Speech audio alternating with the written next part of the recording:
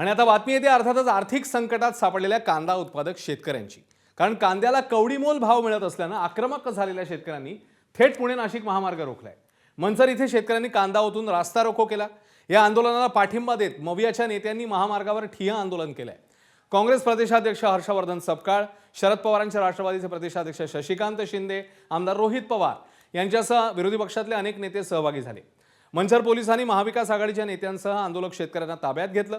यावेळी शेतकऱ्यांनी राज्य सरकार विरोधात जोरदार घोषणाबाजी केल्याचं पाहायला मिळालं।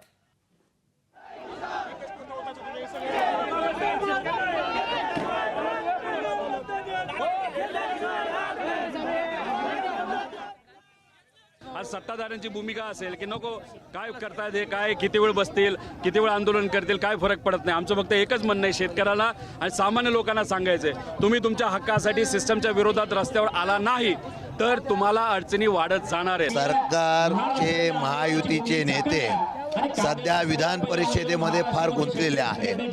तिथे फार मोठ्या प्रमाणात सदस्यांना बोली लावली जाते।